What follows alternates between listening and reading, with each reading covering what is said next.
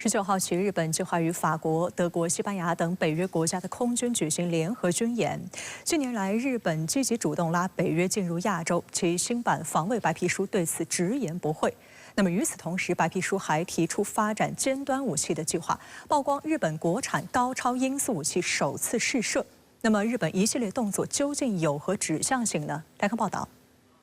据日本媒体报道，7月19号和20号，日本航空自卫队将在北海道千岁基地与德国和西班牙空军举行联合演习，并在茨城县百里基地与法国空军举行联合演习。与德国空军的联合演习将于7月22号至25号在千岁基地举行，航空自卫队将出动 F-2和 F-15J 战机参与联演。事实上，这场名为“日本天空”的联演是法德西联合举行的太平洋天空2024军演的一部分。这是这3个欧洲国家有史以来规模最大的空中演习部署，时间从6月底持续至8月中旬，计划依次飞往美国、阿拉斯加、日本、澳大利亚和印度，目的是在冰原、沙漠和热带地区等自然环境中飞行57940公里，期间还将参加北极卫士演习以及与印度、英国首次举行的塔朗沙克第1联合演习。日本天空是此次3国远征的第2阶段，既是法德西3国空军首次同时在日本部署，也是日本航空自卫队首次与西班牙空军在本土进行联训。之后，德国战机将分成2队，一队前往夏威夷参加环太军演，另一队飞往澳大利亚参加漆黑演习。参演阵容方面，德国和西班牙分别出动8架和4架 AF2000欧洲战机，法国出动4架阵风战机。此外，3国还派出轻型直升机、A400M 运输机和 A300MRTT 加油机等共10余架各型飞机参与各阶段演习。关于太平洋天空2024演习的目的，德国空军司令英戈·格哈茨中将说得非常直白：通过演习，我们欧洲人正在展示我们在这个非常重要的世界地区的存在。北约成员国频频的跨区域来到亚太地区进行这种军演，其实并没有任何的实质性的意义。因为我们可以知道，当前对这个亚太地区来说，不论是地区成员国还是整个亚太地区，并不希望地区出现这种冲突和纷争，反而是普遍希望和平与稳定。但我们可以看到，恰恰是北约、美国和日本等域内外国家拉帮结伙，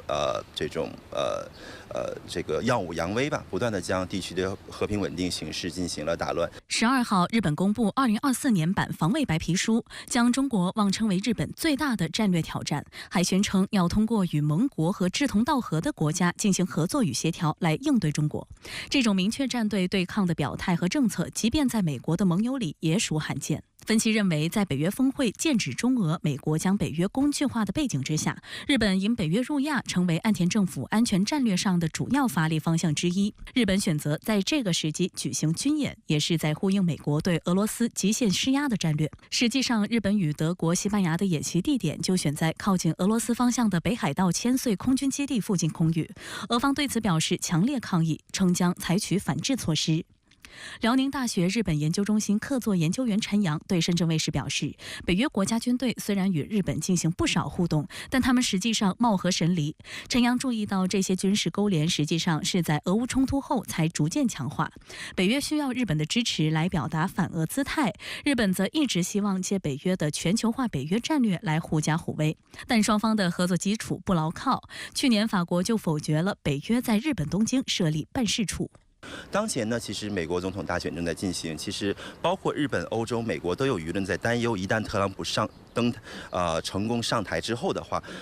美国对乌克兰的援助会戛然而止。那么我们不妨假设一下，如果俄乌冲突在特朗普上台之后得到了妥善的解决，那么北约与日本深化防务关系、深化双边关系的这样的一个持续性还会存在吗？双边深化关系的这样的一个价值和意义是否还有呢？这无疑将会打上一个大大的问号。而日本在新版防卫白皮书中透露出的强军扩武态势更值得警惕。新版白皮书称，日本将从根本上大幅加强所谓防卫能力，全面提高日本的攻击击与防御能力，包括尽快落实部署射程达1000公里以上的日本国产12式导弹和射程超过1600公里的美制战斧巡航导弹。按照日本前防卫大臣小野寺五典的说法，这些装备意在打造日本先发制人的打击能力，而这是日本和平宪法所不允许的。值得注意的是，白皮书首次发布了12式改进型导弹的原型弹照片，强调该导弹在加强日本防区外打击能力方面取得重大进步。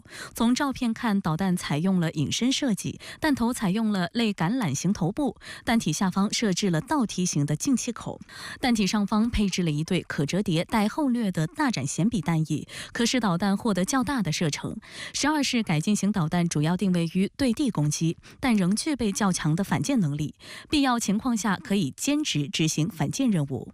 同时，日本计划斥资新设一个防卫创新技术研究所，用于研发改变战斗方式的新型装备和技术，其中就包括已经启动的高超音速巡航导弹项目，以及计划2024财年与美国共同开发极超音速武器。值得注意的是，日本防卫省近日罕见地发布了高超音速导弹的最新发射视频，声称已于今年3月在美国加州对用于岛屿防御的高速滑翔弹进行了发射前测试。从视频上看，日本首款高超音速导弹采用助推滑翔方式。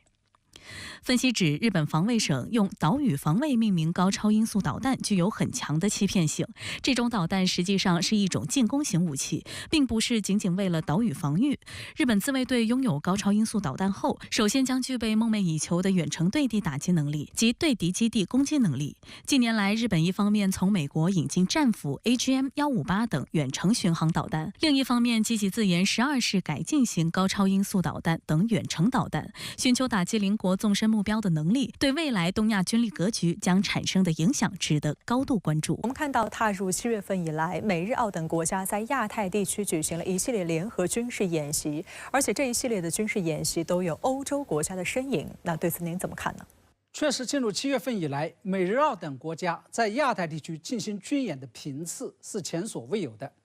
光是太平洋天空24大规模巡演，就包括了阿拉斯加低空训练、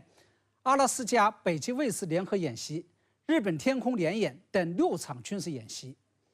这些演习不仅发生在中俄联合军演之后，赴别苗头的意味非常浓厚，而且跟过往不同的是，一些欧洲军事强国深度参与到了其中。我认为从中我们可以解读出这么几重政治信号：一是由于在刚刚结束的北约75周年峰会上，已经做出了北约要将关注的重心转往亚太的决定，因此这些军演可以被视为北约东进亚太的前期准备动作。第二，一些传统的欧洲军事强国开始在亚太地区耀武扬威，意味着他们已经接受了美国的忽悠，也就是认为欧洲与大西洋地区的安全跟亚洲与太平洋地区的安全实际上是联动的，甚至是一体的。第三，此前由美国主动挑起的新冷战，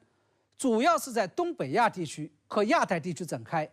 而俄罗斯的向东看战略，尤其是跟朝鲜的重新结盟，以及传统欧洲军事强国开始军事介入东北亚和亚太局势，这意味着这场局部性的新冷战已经出现了集团式对抗与全球化的趋势。而在我个人看来，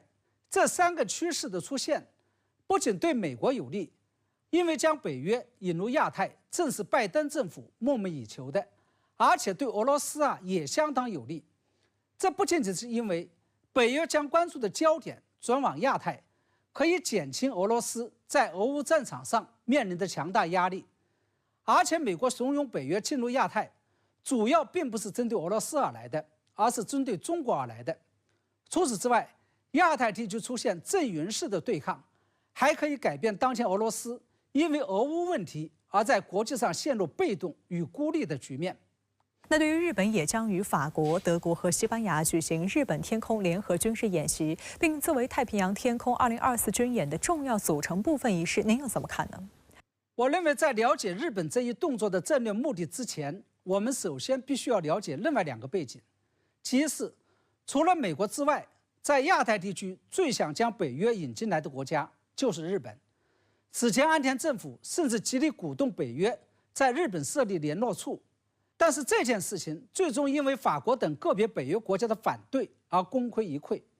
其二，我甚至认为日本不仅想把北约引入亚太地区，甚至还产生了最终要加入北约的念头。因为在成为不了联合国安理会常任理事国的情况下，能够加入北约，不仅可以极大地提高日本的国际地位，而且可以在安全上起到一箭双雕的作用，也就是既可以把北约绑上应对中国的政策，而且可以为日本找到一个更大的安全保护伞。但是日本有一个硬指标过不了关，北约规定，凡是跟邻国存在领土主权纠纷的国家都不能够入约。而日本不仅跟中国存在着东海和钓鱼岛主权纠纷，而且跟韩国存在着独岛主权纠纷。在这种情况下，假如日本要加入北约，不仅中国会反对，就连韩国也会提出异议。这也就意味着，无论是岸田政府鼓动北约在日本设立联络处，还是日本最终加入北约，都不得被暂时搁置下来。那么在这种情况下，我认为日本跟几个欧洲的重要北约成员国举行日本天空联合军事演习，实际上就是退而求其次的权宜之计，或者说是替代方案。也就是既然北约暂时进不了我日本，那我就先跟欧洲在北约的几个重要成员国进行军事合作，以为将来把北约引进日本，或是日本加入北约越做准备。正是因为这个原因，这些年来我一直在提醒中国应该密切关注两个岛国的动向，一个是远在大西洋的英国，不能忽视了其在西方世界的号召力与战略谋划能力；另外一个就是近在咫尺的岛国日本。